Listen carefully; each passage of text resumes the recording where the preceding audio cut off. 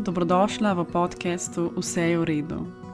To je podcast, kjer bomo skupaj iskali navdih, notranji mir, premagovali strahove in gradili zaupanje vase, v druge in v življenje.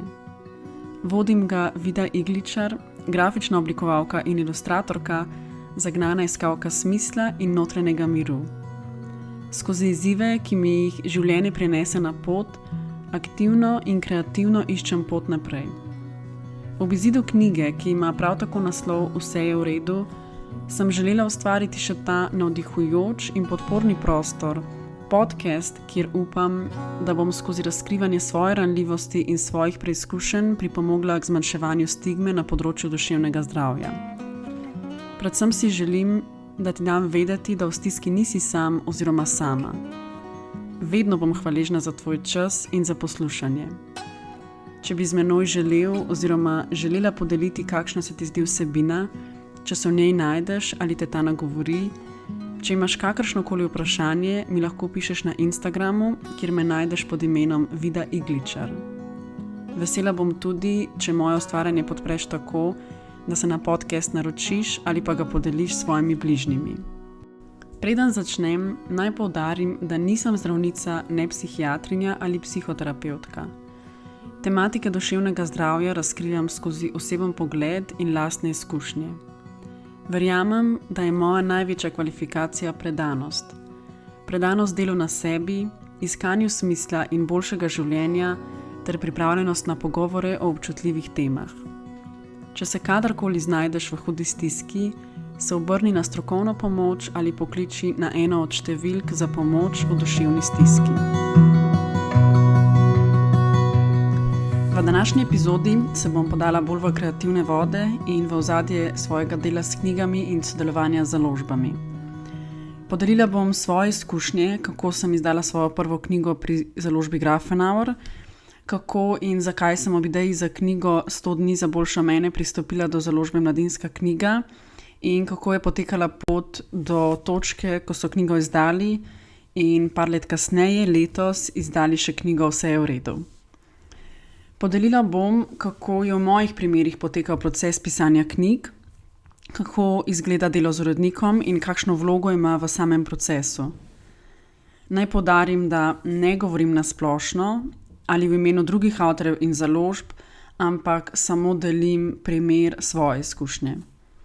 Upam, da ti uspem predstaviti to področje dela in ti dati kakšno usmeritev, če si morda tudi sam oziroma sama kdaj razmišljala o izdaji knjige. Na koncu epizode podelim še uvide oziroma svoje osvojene lekcije glede pisanja knjig. Moja pot sodelovanj z založbami se začne daljnega leta 2011, ko sem bila še študentka. Iskreno se ne spomnim, kako je prišlo do tega, da so se nam stkale vezi z založbo Grafenauer. Se pa spomnim, da so me povabili, da bi oblikovala nekaj oziroma da bi pripravila nekaj ilustracij za knjigico Abeceda s pesmicami Nika Grafenauerja. To je knjigica za otroke, ki se učijo pisati. V njej je za vsako črko v abecedi pesmica, ki se navezuje na obliko posamezne črke, potem pa so zraven ilustracije motivov oziroma predmetov, ki se začnejo na tisto črko. In za knjigo so kar nekaj ilustracij našli na spletnih bazah, ker jim jih je pa nekaj zmanjkalo, so potem k sodelovanju povabili mene, da smo skupaj zapolnili knjigo. To je bil moj prvi primer sodelovanja z založbo in prva izkušnja, ko je nekdo plačal za moje ilustracije. Z založbo Grafenauer smo potem ostali v stikih in leta kasneje, ko sem že zaključila študijem, je direktorica prišla do mene z idejo, da bi ustvarili nekaj za stare starše. Da tega še ni na našem trgu in da se ji zdi moj stil ilustracije in kaligrafskih zapisov, ki sem jih takrat ustvarjala, zelo primeren za to temo. In tako sem potem jaz začela z ustvarjanjem. Vse, kar mi je bilo dano nekako strani založbe, je bila tema, se pravi, dajmo ustvariti nekaj za stare starše, kamor bodo oni zapisali spomine, in vse ostalo je bilo potem prepuščeno meni. In ker so mi prepustili tako vsebinsko zasnovo kot oblikovanje oziroma celoten izgled knjige, je potem trajalo to moje ustvarjanje kar nekaj časa. Takrat sem to štela za svojo prvo knjigo, oziroma se še zdaj to štejem, in sem se seveda želela res ekstra potruditi. V meni je bil takrat še kar močno prisoten perfekcionizem in posledično, je trajalo več let, da smo na koncu knjigo tudi izdali. Ker vsi vemo, če bi zmagal perfekcionist v nas, ne bi ničesar nikoli objavili, ker nam ta glas govori, da bi bilo vedno lahko še boljše. Če te mogoče zanima več o tem, kako sem knjigo želela posvetiti svojemu atu in kako me je to spodbudilo, da sem na tisti točki ne nujno premagala, ampak vsaj premagovala perfekcionizem, te vabim, da si poslušaš 3. epizodo. Tam sem govorila o tem, kako sem prišla do uvida, da je boljša dobra izdana knjiga, kot pa v narekovajih perfektna knjiga, ki pa zavedno ostane v naših glavah. Proces dela na tej knjigi je izgledal tako, da sem si jaz najprej pogledala, kako so podobne knjige že delali v tujini, kako se teh spominskih albumov recimo lotevajo za dojenčke, razmišljala, kako in kaj bi jaz naredila drugače, kaj lahko z našo knjigo ponudimo nekaj novega, unikatnega. Kar nekaj časa se spomnim, da sem naprimer, ko sem šla na dopust ali pa počitnice, sem si rekla, da ne bom delala, ne bom vzela seboj računalnika, bom pa samo razvijala koncept te knjige. Tako da se je zdelo, kot da je bila res vedno na nek način z menoj, vedno nekje zadaj v mojih mislih in me priganjala, da jo dokončam. Ob ustvarjanju te knjige sem se pogosto spraševala, zakaj z delom na njej odlašam, če pa se gre za moj najljubši projekt. Danes, po 3 izdanih knjigah, razumem, zakaj pride do tega. Do teh projektov imam ekstra visoka pričakovanja, na drugi strani ni naročnika, ki bi me usmerjal in povedal, evo, to je dobro, to mi je všeč, s tem gremo naprej, dajmo mogoče še tole spremeniti in mi dal mogoče neko točko, evo, do tega dne moramo ta projekt spraviti v naslednjo fazo. In potem si jaz v glavi naredim nek pritisk, s katerim se pač nisem vedno pripravljena soočati, ko začnem ustvarjati in pridejo točke, ko s temi projekti, ki naj bi bili moji najljubši, odlašam. Danes se mi to zdi povsem sprejemljivo in ko opazim, da sem na tej točki, da mogoče z enim takim ljubim projektom, da ne pristopam vedno z nekim navdušenjem ali pa radovednostjo, pazim, da ne odlašam predolgo in preveram, zakaj si ustvarjam pritisk in pričakovanja in kako lahko percepcijo teh pričakovanj mogoče spremenim in preusmerjam svoje misli v to, da je moj namen delati in ustvarjati dobro. Da se vrnem k ustvarjanju spominskega albuma za stare starše, ki smo mu dali naslov Naj ti povem svojo zgodbo. Jaz sem si najprej potem razdelala, katera življenjska področja bi rada pokrila z vprašanji za stare starše, potem pa začela sestavljati res točno ta vprašanja. Na tej točki se mi je pri projektu pridružila še Nina Vidrih, tekstopistka, ki je znala res lepo in s pravim tonom spisati vprašanja in spremljajoča besedila ob teh vprašanjih, da bi stare starše pri pisanju nekako na lep način usmerjali, da bi vedeli, o čem naj pišejo. Veliko časa je šlo v razmislek, kako nagovarjati stare starše, da bi zaobjeli čim širšo skupino in ne bi recimo odbili primerov, kjer je mogoče živ samo še en stari starš ali pa kaj v primeru, če sta mogoče ločena. In mislim, da nam je to dobro uspelo in še vedno mi včasih kdo piše z vprašanjem, za koga je knjiga primerna, če je primerna za mogoče njegove starše, oziroma včasih mi kdo napiše, če je primerna knjiga mogoče recimo za teto. In moj odgovor je vedno, da je knjiga primerna prav za vse, niti ni nujno za stare starše. Lahko je za starše, lahko je za tete in strice. Če oseba, ki bo knjigo izpolnjevala, ne bo užaljena ob vprašanju, kot je, naprimer, kakšen je tvoj odnos z vnukom, pa bo razumela, da se pač, če ona to izpolnjuje, recimo za nečaka ali pa otroka, da pač samo to v glavi predrugači v to, da potem se mi ne zdi težav. Knjiga je res hvalnica odnosom, spominom, modrostim. in te niti slučajno niso izključno vezane na stare starše.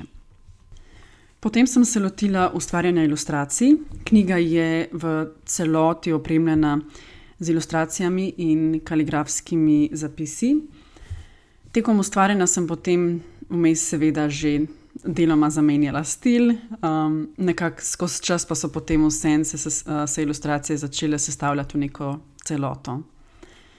Če se dotaknem še malo tehnične plati, za oblikovanje knjig se še danes uporablja isti program kot takrat, in sicer gre za Adobe program InDesign. Ilustracije pa sem ustvarjala takrat z Wacom tablico v Photoshopu, danes pa recimo, ko delam digitalne ilustracije, uporabljam iPad in program Procreate. Eva Grafenauer, direktorica založbe, je bila zadolžena, da je izbrala citate za knjigo, ki sem jih jaz potem izpisala. Ona je namreč preverila, kateri so tisti citati, ki jih glede avtorskih pravic lahko uporabimo. Ko smo imeli knjigo zaključeno, je sledil tisk in potem uraden izid knjige v novembru ob začetku knjižnega sejma. Takrat sem prvič doživela, kako je lahko izid knjige časovno natrpan in strnjen, če tudi si želiš vse pravočasno splanirati, in to mi je bila ena taka lekcija še za vse knjige vnaprej. Recimo, da pred izidom planiraš vsaj 3 do 4 tedne za tisk. Pač to, ki je nekako povprečno, koliko časa to lahko vzame. In knjiga, kljub temu, da smo to planirali, je takrat dejansko prišla direktno iz tiskarne na police knjižnega sejma, ki je takrat potekal še v Cankarjevem domu. Torej, jaz sploh nisem prej videla knjige. Sem bila pa prisotna v tiskarni, ko so tiskali naslovnico oziroma ovitek knjige, da smo skupaj dorekli barvo, za kar sem še danes res hvaležna, ker je večji del naslovnice v bistvu taka nežna, zelo nežna marelična barva, in v spominu imam, da prvi odtis v tiskarni je bil pa tako bolj rjav in da tiskarji takrat se mi niso zdeli, kakor da niso bili zadovoljni. Tako da ja, sem vesela, da sem takrat prisotna in da smo skupnimi močmi potem prišli do verzije, ki smo jo potrdili, in potem nadaljevali s tiskom vseh preostalih komadov. Ob izidu knjige smo takrat celo lansirali še posebno spletno stran.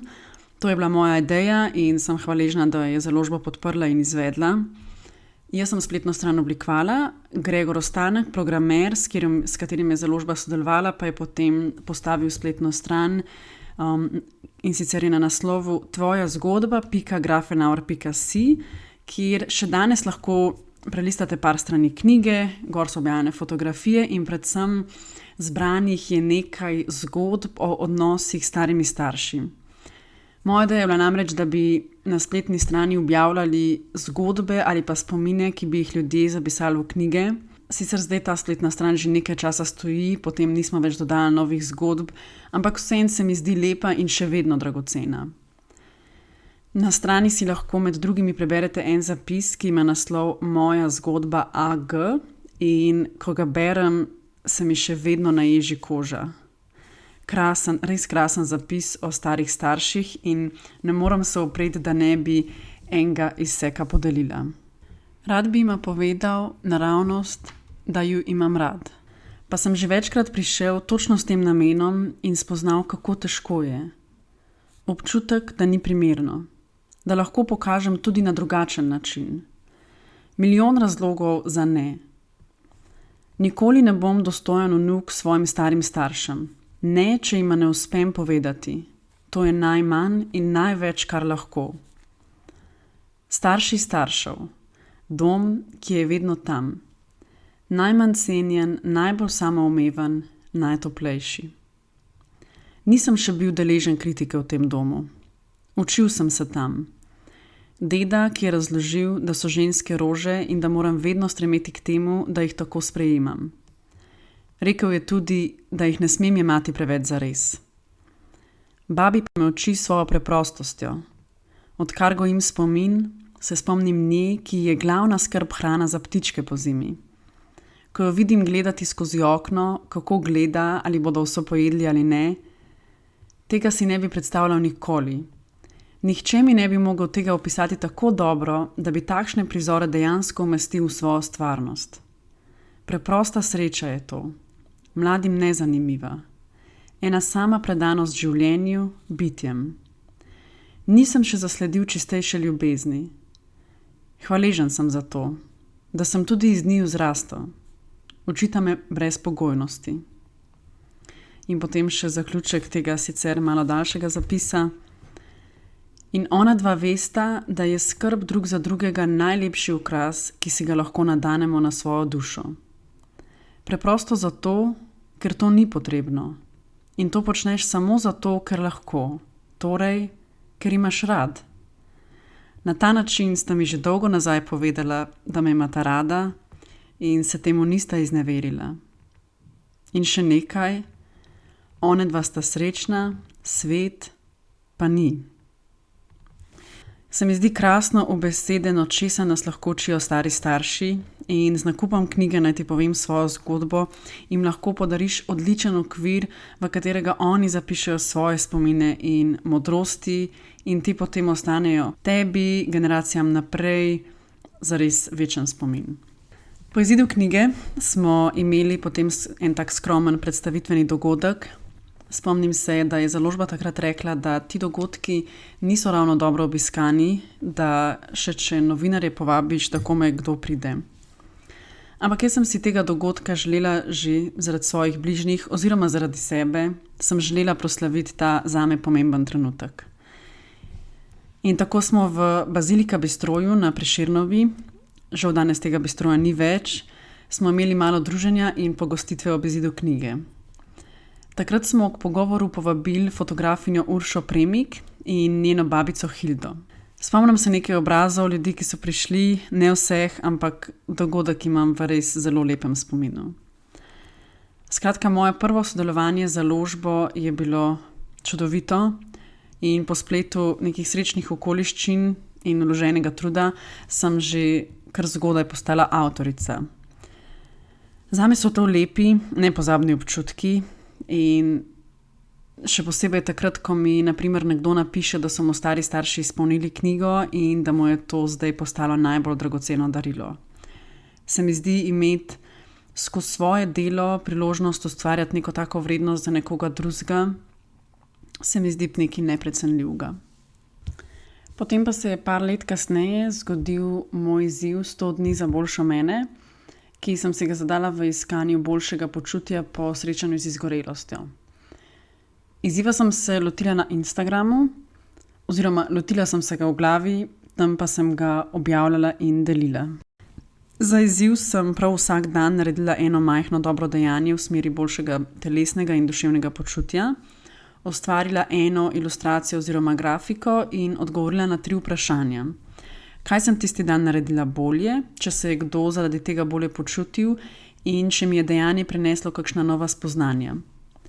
Vse skupaj sem potem dnevno objavljala na Instagramu, osebna zmaga in veliko pozitivnih odzivov, ki sem jih tekom teh 100 dni prejela na Instagramu, od komentarjev, začetih debat in sporočil ljudi, ki so mi napisali, da jih je moj projekt tako navdušil, da so se ga lotili še sami. Vse to me je spodbudilo, da sem želela izziv ponesti naprej med ljudi.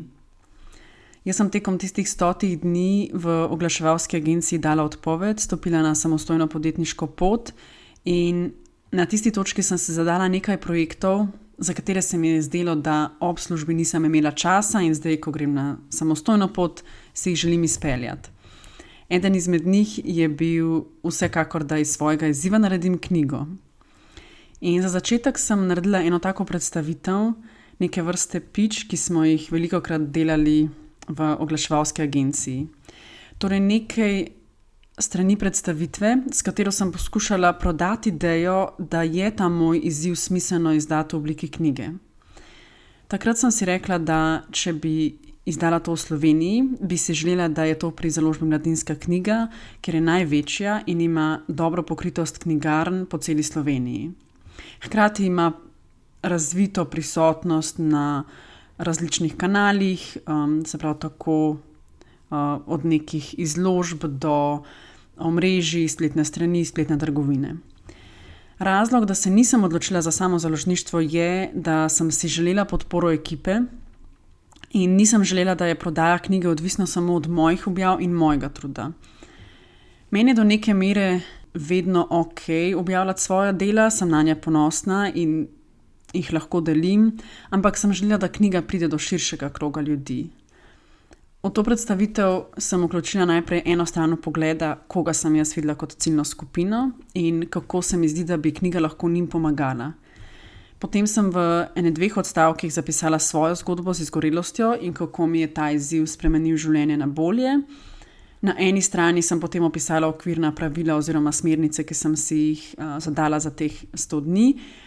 Potem vključila še nekaj ustvarjenih grafik in zapisov, da so imeli predstavo, da je v bistvu na nek način, če gremo v izdajo knjige, to že vse pripravljeno. In pa vključila sem screenshote pozitivnih komentarjev in odzivov ljudi na projekt, da bi pokazala, da res zanimanje je, da si nisem tega izmislila in da imamo prijemljive dokaze, da bi bilo nekaj takega zanimivo za bralce. To sem potem poslala na mail takratnemu glavnemu uredniku založbe. Nekje sem dobila njegov kontakt, jaz ga sicer nisem poznala in mi je že naslednji dan odgovoril, da bo moj predlog posredoval vodji uredništva priročnikov, ki potem skupaj z oddelkom za prodajo odločajo, kaj je potencialno za umestitev v program, torej za izid.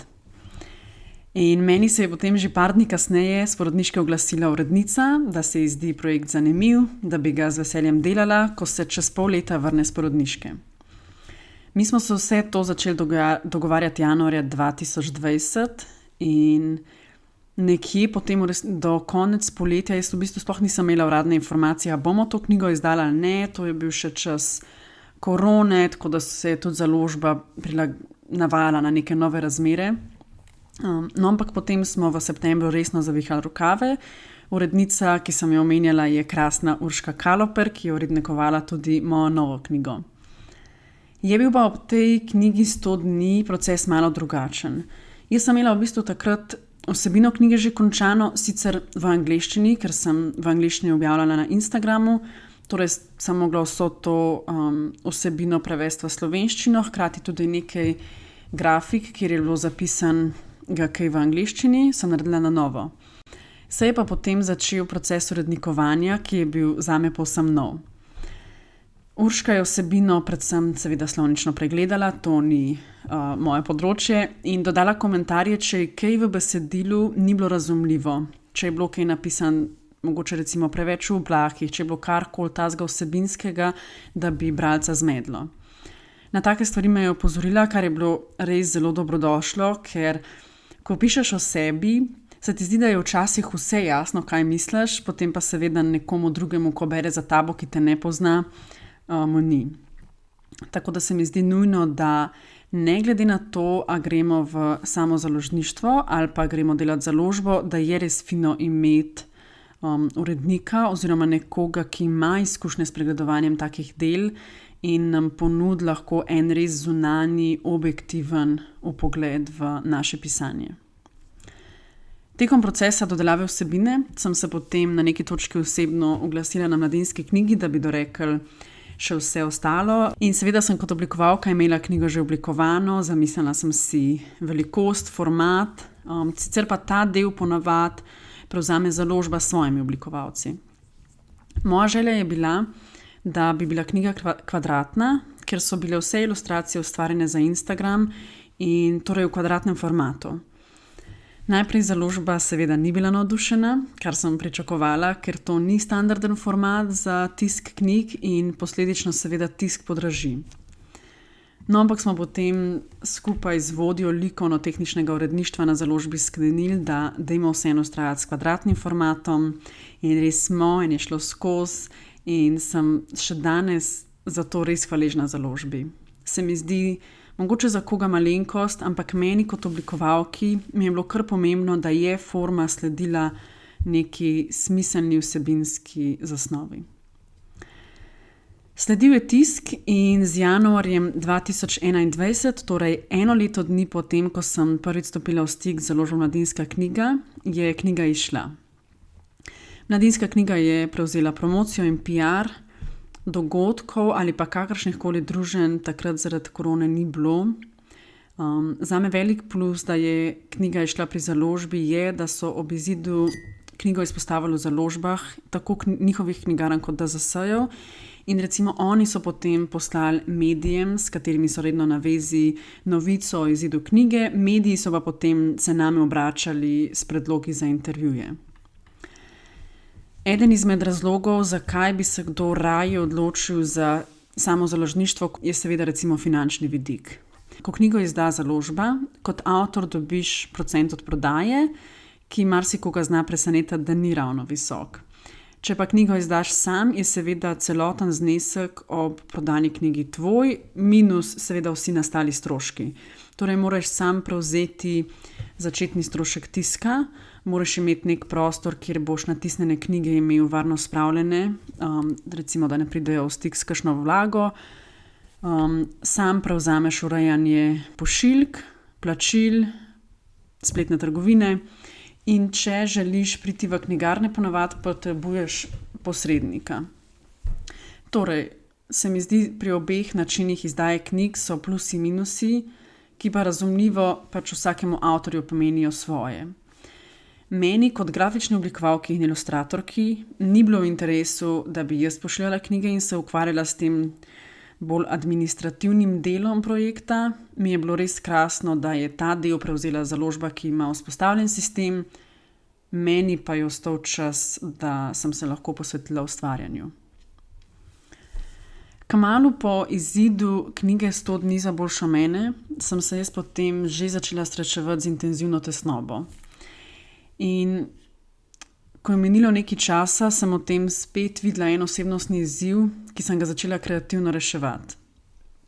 Veliko sem brala o tesnobi, si zapisovala svoje misli, usmeritve, testirala, kaj meni pomaga pri soočanju s tesnobo. Pisala sem dnevnik in vanj zapisovala najbolj tesnobne misli, ustvarjala sem ilustracije, ki so me pomirjale, sprva samo, ker sem pač iskala način, da sem se jaz počutila bolje. Obenem sem se na tisti točki vrnila nazaj v psihoterapijo in potem začela skozi pisanje tudi odkrivati, kdaj in zakaj se je pri meni začela pojavljati tesnoba, kateri so tisti vzorci, ki so me do nje pripeljali in jo nekako ohranjali oziroma hranili naprej. Skozi pisanje sem raziskovala, česa me tesnoba uči, se mi zdi, da sem v njej se trudila videti tudi kaj dobrega. Učila sem se z njo soočati, jo sprejemati in nekako v tej situaciji, če tudi mi je bila kar nekaj časa zelo neprijetna, da bi videla neko tisto luč na koncu tunela. Skozi leta si vse bolj potrjujem, da sem to jaz. Jaz v premagovanju svojih izzivov iščem rešitve in ko najdem nekaj, kar meni pomaga, kar deluje, si želim to deliti z drugimi. Moj način je, da to vedno nekako združim z ustvarjanjem in skozi to želim nagovarjati še druge. In v želji po pomoči drugim, po navdihovanju drugih, v želji sporočiti drugim, da v stiskah niso sami, je začela nastajati nova knjiga Vse je v redu. Ko sem imela mogoče samo idejo, temo in nekaj malega zapisanega, sem se jaz že kar oglasila z idejo pri svoji urednici. In menim, da je po prvi izdani knjigi mnogo lažje dobiti dogovor, da bo založba izdala še drugega. Ker poznaš ljudi, oni poznajo tebe. Urednica je zame vedela, da sem predana, da sem prejšnjo knjigo res dokončala, da smo jo izpeljali do skupaj zastavljenih rokov in da se je knjiga dobro podajala. Tako da mi za drugo knjigo ni bilo več treba delati neke predstavitve, sem samo povedala idejo, predstavila urednici in ona mi je dala ravno toliko potrditve, da sem imela zagon ustvarjati naprej. Jaz sem potem v prihodnjih mesecih naprej pisala, risala, odkrivala to tesnobo in se mi zdi, da je razlog, da knjige pišem toliko dolgo, oziroma vsaj mogoče dolgo za nekoga, da skozi pisanje v resnici hodim skozi en notranji proces. Knjiga Vse je v redu je nastajala in se oblikovala skupaj z mojim procesom soočanja s tesnobo. In knjiga je mestoma res surova, ker so v njej zapisi iz najbolj tesnobnih dni. Ne kako zdaj gledam nazaj na nje, ampak so zapisi prav iz tistih dni. Seveda takrat nisem pisala knjige, takrat sem samo v dnevnik poskušala ujeti svoje misli, ker sem velikokrat slišala, da pisanje dnevnika lahko pomaga pri tesnobi. V knjigi se vrnem v svoje otroštvo, delim zelo iskreno svoje tiste najtežje preizkušnje. In ko sem imela že precej vsebine napisane, nisem bila prepričana, kako jo smiselno zapeljati. A ne začnem v otroštvu in končam z najbolj svežimi zapisi o doživljanju tesnobe, ampak potem, če je to knjiga o tesnobi, bojo bralci najprej kar nekaj časa brali resnico o mojem življenju, pa šele potem na koncu tesnobi, a naj to dvoje nekako ves čas prepletam, a bo naporno za bralca, če se zdaj v mojem življenju vrača nazaj, pa spet v sedanjost, pa spet nazaj. Skratka, nisem vedela, kako zapeljati strukturo, da bo smiselna in da se bo zdela nekako gladka. Tekom ustvarjanja sem vse skupaj sproti pošiljala urednici v upanju, da mi bo ona povedala, kako naj rešim ta vrstni red zgodb. Ampak odziv z njene strani kar ni prišel. Vedno je rekla, da super, da se ji zdijo zapisi velik napredek od prejšnje knjige, da je v novi mnogo več mene, ampak ni mi pa dala tistega, kar sem takrat mogoče najbolj iskala. In sem bila prepuščena sebi. Minili je kar nekaj časa, prišli so tedni, ki sem jih v celoti posvetila pisanju knjige, potem pa recimo zaradi dela za naročnike spet knjigo dala malo na stran. Teh ciklov se je kar nekaj obrnilo in potem enkrat sem prišla do točke, kjer se je knjiga nekako začela sestavljati. Sestavlja se v neko smiselno celoto, kako skozi pisanje bralca vrnemo v otroštvo in obenem razlagam, kako so ti dogodki iz otroštva imeli pa vpliv na doživljanje tesnobe v sedanjosti, oziroma kako so ti dogodki iz otroštva, nekako kako so se v njih rojevali neki vzorci, ki so bili prisotni potem kasneje. Knjigo sem razdelila na 15 zgodb, 15 poglavij in na koncu vsake umestila še eno terapevtsko vajo in en zapis iz dnevnika. Knjigo mestoma razbijajo ilustracije, ki vnašajo mir in te kot bralca oziroma bralko povabijo, da si med branjem vzameš čas za pavzo. Danes, ko gledam nazaj, sem vesela, da se urednica ni vmešavala v vsebino in v vrstni red zgodb in da sem uspela dati času čas, da se je rdeča nit knjige nekako, zdi se kot da sama od sebe, ampak v resnici se mi zdi, da je bilo pač potrebno delo in čas in se je potem ta rdeča nit razjasnila in mi je bilo s časoma jasno, kako jo zapeljati. In ko sem bila prepričana, da zdaj pa knjiga oziroma zgodba dobro stoji, sem še enkrat vse skupaj podelila z urednico, potem je pa tudi ona zavihala rokave. In nekje v septembru je ona intenzivno začela s svojim delom, ki je bilo tokrat res izredno pomembno. Poleg tega, da je v knjigi večinski del zgodba, torej je bilo kar nekaj slovničnih napak, ki se zgodijo v 200 do 300 strani vsebine, je urednica res spretno obračala besede. Ona ni nikoli posegla v samo vsebino ali pa potek pripovedi, je pa sem in tja, če sem se jaz recimo ponavljala skozi pisanje, pa sama tega nisem opazila, je ona poskrbela, da boste bralci imeli res čim prijetnejšo izkušnjo. Urednica je tekom svojega dela vnesla famoznih 17,000 popravkov in potem so skupaj odtekli kar nekaj krogov, da smo vse to uredili in zaključili. Teden dni pred tiskom se je sicer meni zgodil en tak zelo zanimiv trenutek. Ustrašila sem se, če sem res pripravljena deliti tok notranjega sveta. Ustrašila sem se, če sem res pripravljena, da delim tok ranljivosti. Če sem čustveno dovolj stabilna, da bom prenesla tudi nevšečne komentarje, ki hočeš nočeš ob izidu knjige lahko pridejo. In takrat sem se potem po temeljitem premisleku, po pogovoru s par bližnjimi, vseeno odločila, da naj knjiga izide taka, kot je in da jo ne bomo spreminjali. In danes, ko gledam nazaj, sem hvaležna, da sem imela ta pomislek, preden smo šli v tisk in s tem v resnici še realno možnost, da bi šli knjigo spreminjati, ampak da sem si na tisti točki zastavila pomembna vprašanja in si nanje odgovorila.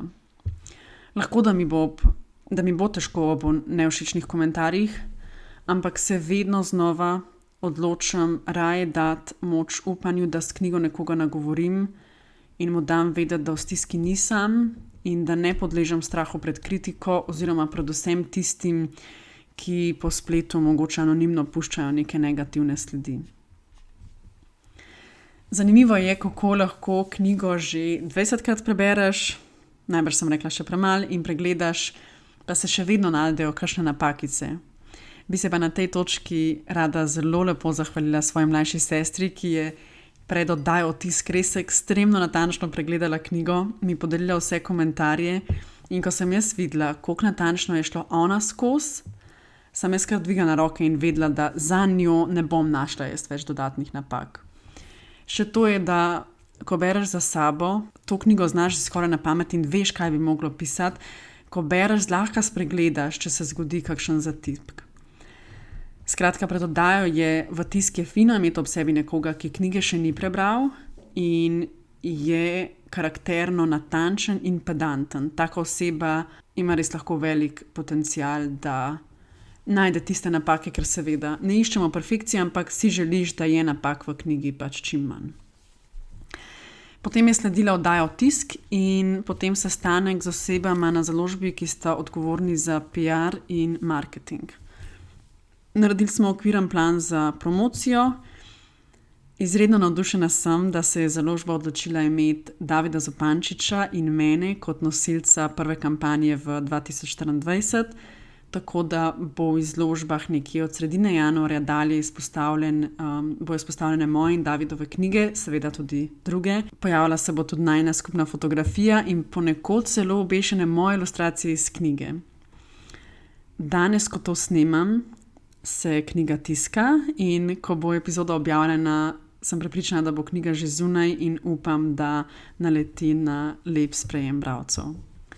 Meni je ustvarjanje knjig prineslo ogromno lepega. Tu je stik z bralci, odzivi ljudi, da jim je moja knjiga pomagala na primer na poti iskanja boljšega počutja in to verjamem, da je nekaj najlepšega, kar lahko dobim skozi delo. In je to tisto, kar me žene naprej. Ker se zavedam, da je pomembno, da knjiga pride do ljudi, treba jo promovirati, je to tudi tisto, kar me pogosto spodbudi in motivira, da delim vsebine tudi na Instagramu, če tudi mi to ni vedno najbolj prijetno, in da sedaj na tej točki recimo ustvarjam ta podcast. Ker vidim smisel v tem, da govorimo o duševnem zdravju in o ustvarjanju in kako nam lahko kreativnost pomaga pri izboljševanju našega počutja. Pri meni je prav ustvarjanje knjig zaslužno, da sem prišla do tega uvida, koliko res ob tem uživam, ko imam priložnost biti ustvarjalna na temo duševnega zdravja. Za zaključek bi podelila še nekaj uvidov, ki sem jih do zdaj dobila tekom ustvarjanja knjig in upam, da ti lahko služijo kot usmeritve. Prvi zame najpomembnejši uvid je, da je vsekakor treba vlagati trud v idejo, jo piliti in nadgrajevati. Če je potrebno, si določimo čas v dnevu, ko bomo delali na knjigi, da vztrajno delamo korake naprej. Po drugi strani pa projekt, kot je knjiga, pač potrebuje svoj čas. Zato, če pišeš knjigo, če delaš nek tak projekt in prideš do obdobja, ko ti ustvarjanje ne steče, meni se zdi, da se ni treba nujno siliti. Mogoče je potrebna pauza in boš po njej s svežimi očmi dobila pomembne uvide, kako knjigo zapeljati naprej. Če se spomnim nazaj na točko, ko nisem vedela, kako zapeljati vrstni red zgodb, ne verjamem, da bi se lahko usedla in zdaj sedela 10 ur in da bi se v teh 10 urah, da bi se domislila rešitve. Se mi zdi, da je rešitev prišla s časom v nekem random trenutku in ne takrat, ko sem sedela za računalnikom. Drugi nasvet, ki mu jaz sledim že dolg časa, pa je, da ustvarjaj tisto, kar sam želiš videti v svetu. Jaz s svojim ustvarjanjem poskušam zapolniti nekaj, kar sem na neki točki pogrešala sama. Ob ustvarjanju torej izhajam iz sebe, iz svojih želja in verjamem, da s tem, ko delimo sebe, svojo zgodbo, da imamo moč ponuditi nekaj unikatnega in pristnega.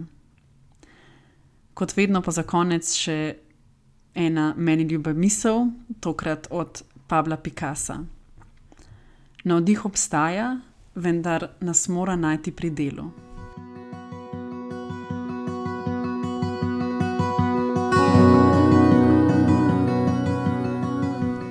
Hvala za tvoj čas in za poslušanje.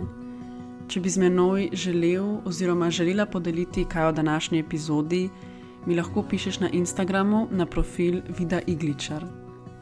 Tam me lahko tudi spremljaš ali pa obiščeš mojo spletno stran www.vidaiglicar.com. Hvaležna bom tudi, če moje ustvarjanje podpreš tako, da se na podcast naročiš ali pa ga podeliš s svojimi bližnjimi. Lepo te vabim tudi k nakupu mojih knjig. Moja prva, ki ima naslov Naj ti povem svojo zgodbo in je spominski album namenjen starim staršem, da vanj zapišejo svojo zgodbo in spomine, je na voljo na spletni strani Grafenauer založbe na www.grafenauer.si.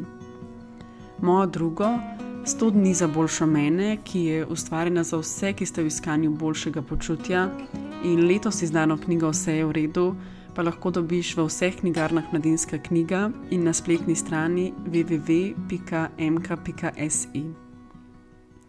Upam, da te svojo vsebino usmerim k sprejemanju in občutenju zaupanja ter hvaležnosti za vse dobro okoli nas.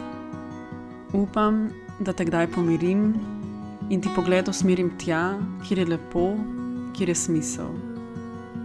Upam, da tvoje srce mirno bije, da dihaš počasi in globoko, da so tvoje misli danes umirjene in da si v redu.